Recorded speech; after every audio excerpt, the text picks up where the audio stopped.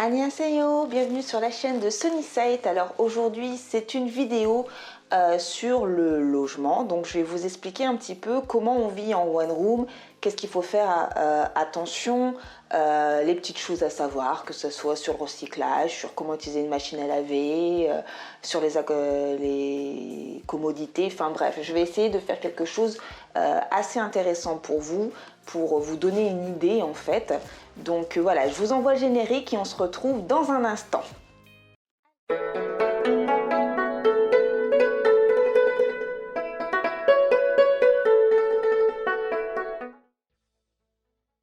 Alors, faut savoir que pour tout ce qui est recyclage, ici en Corée, je pense que c'est un peu comme la Suisse, il y a des étapes à suivre, c'est-à-dire que il faut faire le tri et en plus on paye ces sachets en fait de recyclage. Donc moi, dans mon quartier, il y a deux types de sachets, je vais vous les montrer. Ce sachet là, le sachet vert, donc dans mon quartier il est vert, hein, mais ça se peut que dans d'autres il soit jaune ou ce genre de choses, donc renseignez-vous. Mais dans ce petit sachet là en fait, c'est tout ce qui va être pour la nourriture. Tout ça, ça va là-dedans, d'accord?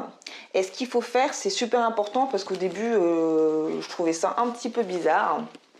Je vous l'avoue, c'est que en fait il va falloir le mettre dans son congélateur. Donc je vous montre. Il va falloir quand on ouvre trouver une petite place et vous voyez le sachet là. Donc ça c'est les déchets parce que si vous le faites pas, vous risquez d'avoir de drôles de surprises. Donc là je vais l'emmener pour vous montrer où se trouvent les poubelles.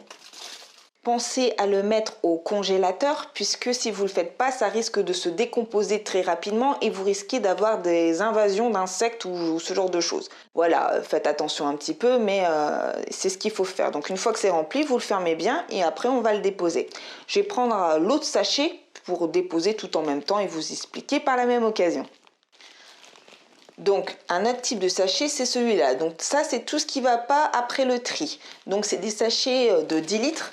Alors ce qu'il faut faire super attention, ne soyez pas piégés, c'est que les sachets sont nominatifs par rapport au quartier. Donc n'allez pas l'acheter dans une autre supérette, sinon vous risquez que les poubelles ne prennent pas vos sachets ou avoir une amende, enfin je sais pas. Donc faites attention à ce petit détail. Et donc du coup, pour les sachets de 10 litres, sachez que j'en utilise un par semaine, voilà, par rapport aux poubelles, donc il m'en faut 4. Pareil, je ne sais pas par contre les prix des sachets, j'ai oublié, vous m'excuserez, parce que là je suis sur un petit peu le départ, donc j'ai plein de choses à penser. Et c'est parti, donc là, vous voyez, mon sachet de poubelle, donc je le mets d'abord dans un sachet, oui je sais c'est pas très écolo, mais voilà, j'aime pas tout déposer là-dedans et que s'il y a un trou, tout est sur la rue.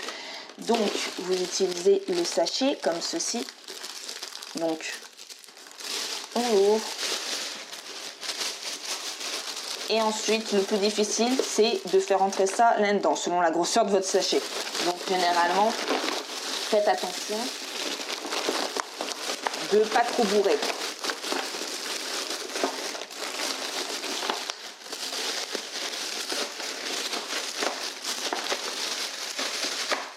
Donc, pareil, sachet de la salle de bain, on fait bien un nœud. Hop, comme ça. Et ensuite, je le mets ensemble. On prend les oreilles. Donc il y a 4 oreilles. Donc il faut un petit peu passer. Voilà, on prend une fois les oreilles, on fait un nœud. Comme ça. Voilà. Et pareil de ce côté-là. Ce qui fait que je vais me retrouver avec 2 sachets à prendre. Donc celui-là et celui-là. Hop, donc là vous voyez, il y a des gens qui déposent en face, mais chaque bâtiment a sa façon de faire. Donc nous, c'est pas par là. Nous, il va falloir aller à l'arrière. Et vous voyez là où ils déposent. Enfin, moi, je dépose jamais là, je dépose vraiment jusqu'au fond. Et on met les sachets en fait ici. Voilà. Et pareil, le sachet de nourriture qui voit que c'est bien dans les sachets officiels. Et en fait, si vous regardez, ici ça va être tout ce qui est papier, carton. Ici en gris, ça ça va être tout ce qui est canette. Je sais plus, je l'utilise quasiment jamais. Ça a l'air d'être emballage plastique, mais pas bouteille plastique extérieure. Et ici, vraiment, c'est tout ce qui est bouteille en plastique. Vous voyez, après, on a aussi une sorte de truc pour le verre. Hop, c'est ici qu'on met ses affaires à recycler. Quand vous n'en avez plus besoin, que c'est en bon état. Hop, on pousse, on pousse, on pousse. C'est rempli. Hop, on pousse, on pousse, on pousse. Voilà. Et je les ai emballés pour que ça reste propre parce que je les ai quand même nettoyés. Et ici, on met les couvertures. On va tout dessus, tout simplement. Faites assez attention à tout ce qui est recyclage. Il passe, en fait, il n'y a pas de jour pour récupérer les poubelles. Ils passent régulièrement. Donc voilà, on met dès que c'est plein, laissez pas ça chez vous et ça sera super apprécié. Et c'est vite nettoyé de toute manière. Maintenant, j'aimerais vous montrer comment on utilise la machine à laver et quels produits utiliser pour pas que vous soyez piégés. Donc ça va être pareil, un petit tour rapide et n'hésitez pas à me dire si vous avez des difficultés. Un LG, alors très bonne machine. En fait, comment ça se passe? Déjà, c'est assez conséquent. On peut pas forcément laver la couette, mais tout ce qui est draps, etc., ça passe. Vous avez juste en fait appuyé sur le bouton Power, comme ça. Donc elle va commencer à répondre, voilà. En fait, ce que vous faites, c'est que on commence par mettre... Pareil, je montre un produit, mais vous en avez d'autres. Donc ça, c'est le produit lessive qu'il faut mettre. Donc un bouchon bleu ici. Donc là, c'est un bouchon bleu ici, d'accord? Ensuite, ce que vous devez faire, si vous voulez que votre linge il sent bon, c'est un deuxième produit l'assouplissant, un truc comme ça. Donc là, en fait, c'est un bouchon aussi. Mais par contre, vous devez le mettre ici. Voilà. Une fois que ça c'est fait, vous fermez. Ensuite, ce qui va se passer, c'est que vous devez choisir un programme. Alors, mon amie, elle m'a dit de juste tourner une fois. Et c'est un programme universel. Donc, ça peut être F pour certaines machines. Donc, c'est bien pour nettoyer le linge. Généralement, ça va mettre entre... 1h30 ou plus, ça dépend de la quantité. Par contre, le souci que je souligne, c'est que si vous avez des habits délicats, ça va pas le faire. Faites attention à votre linge parce que moi j'avais mis le programme voilà, que mon ami m'avait conseillé, mais quand j'ai mis mon pull en cachemire d'hiver dedans, il a rétréci. Je pense que je suis passée à un modèle adulte, à un modèle enfant au fur et à mesure des lessives. Donc une fois que vous avez choisi votre programme, en fait vous avez juste à fermer, à faire attention que c'est bien scellé et ensuite appuyer sur le play pour que ça lance en fait. Par contre, une fois que le programme est lancé, vous ne pouvez plus l'arrêter. Vous devez attendre que ça aille jusqu'au bout. Donc faites attention à ça. Ça va loquer, donc bloquer la porte.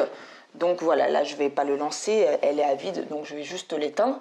Mais franchement, c'est pas compliqué et c'est super agréable d'avoir une machine à laver, même si on n'a pas de sèche-linge.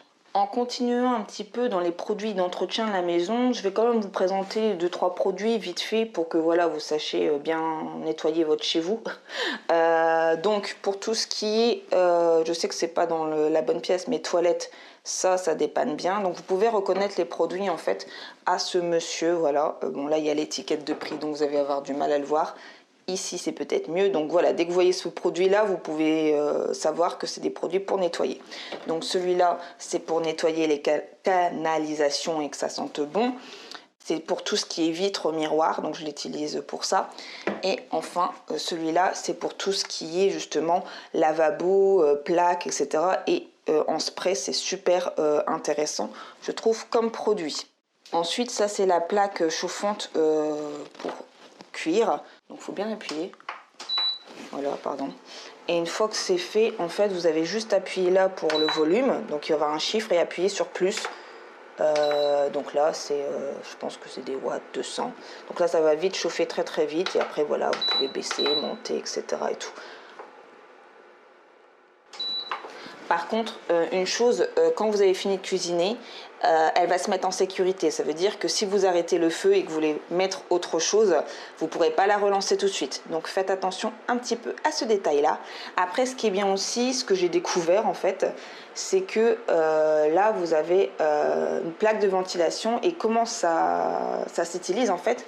Vous avez juste à tirer et vous avez une lumière et ça ventile.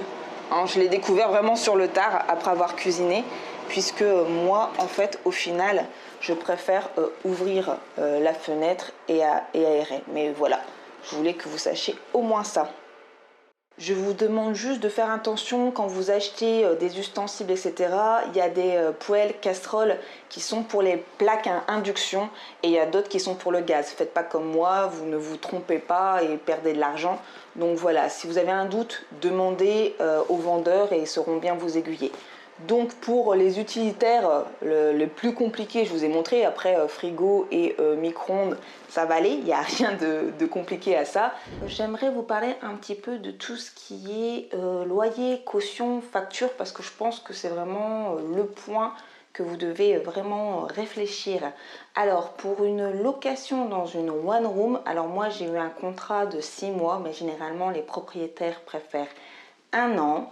Et donc en fait les cautions attendues c'est aux alentours de 5 000 euros. Donc voilà, je mets un gros panneau, attention, attention, ne venez pas en PVT Corée du Sud juste avec le minimum, juste pour soi-disant tenir 3 mois. À Séoul, pour ce prix-là, si vous ne faites pas trop attention, en fait, ça va être consommé en 1 mois et demi. Donc du coup, par rapport à ça, pour le logement, si vous voulez quelque chose de décent, j'ai envie de dire de l'intimité, voilà, normalement, les cautions, c'est aux alentours de 5 000 euros minimum. Attention, c'est un minimum, hein, parce qu'en fait, ils ont deux façons de calculer justement la caution et le loyer. Donc moi, j'ai eu la chance vraiment de rencontrer ma meilleure amie, une grande aide précieuse, c'est elle qui a parlé en fait en mon nom à sa propriétaire, et comme elle avait des logements inoccupés, donc en fait ce logement où je me trouve, c'est un logement étudiant en fait, donc quand même c'est plus réservé aux étudiants de Koreo대 Université.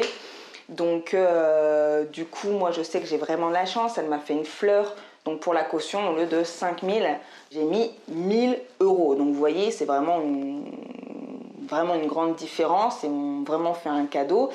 Et du coup, le loyer, je paye, alors c'est 430 000 won. Donc il faut que je convertisse parce que j'ai pas vraiment l'idée du prix en fait en euros là maintenant.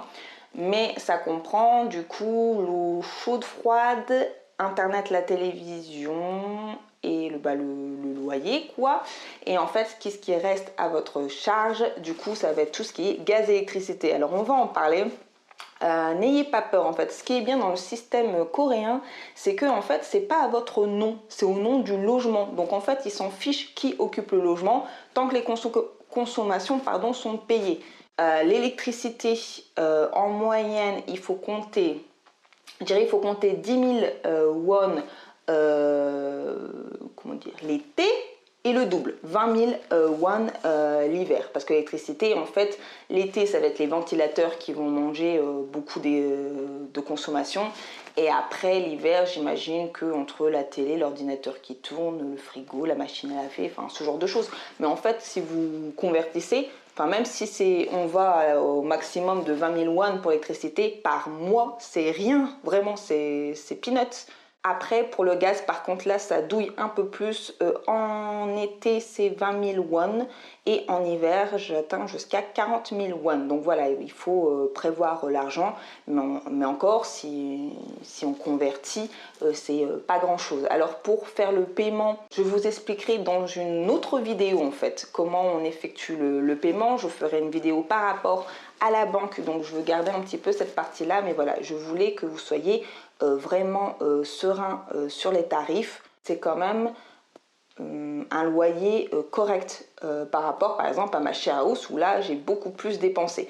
J'avais comme idée dans mon plan quand j'ai proposé à l'ambassade, j'étais partie sur 6 000 euros de logement pour l'année. Et en fait mon calcul n'a pas été bon. En fait je les ai mangés en 6 à 8 mois. Donc voilà, du coup, puisque là c'est la fin du contrat, que je n'ai plus l'argent pour pouvoir continuer à être dans ce logement et que de toute façon cette place-ci, ce logement-là est libre pour une étudiante, du coup je repars en guest house, mais cette fois-ci je vais essayer le work exchange.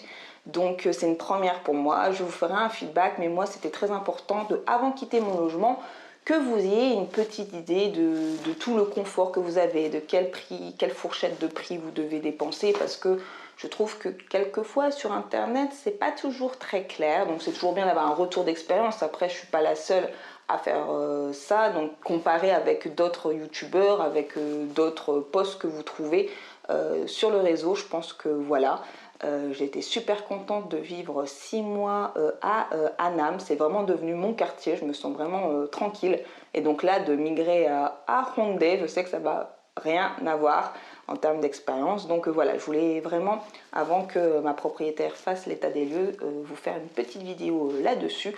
Donc voilà, je vais vous montrer mon logement et puis après je vous dis au revoir parce qu'elle va arriver et que je vais devoir porter tous mes bagages et j'en ai des kilos. Comment je vais faire?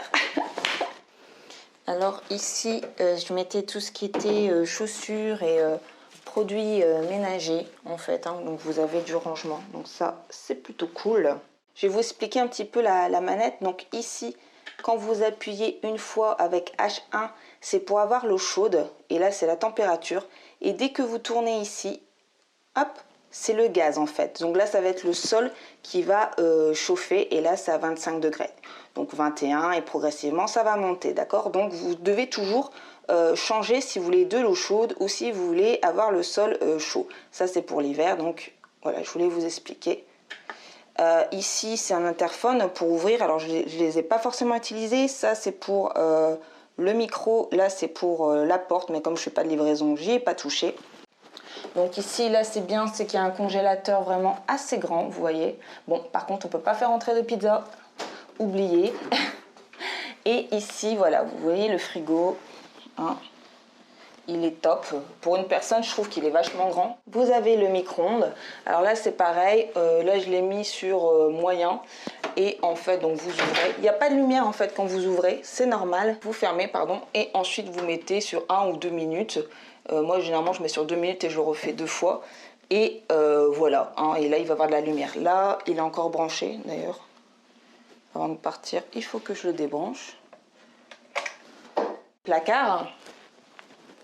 Donc, voilà, sur 3 étages. Bon, après, il faut être très très grand. Moi, je mettais sur les 2 premiers étages. On a l'évier. Donc, un seul évier, pareil. Mais là, c'est pour enlever les déchets. Donc, vous devez extraire. Et vous avez eau chaude, eau froide. Voilà, selon ce que vous mettez. Et ce qui est bien, c'est que comme c'est un truc de douche, hop, vous pouvez le tordre dans tous les sens. Pour mettre, moi, je mettais tout ce qui était casserole, etc.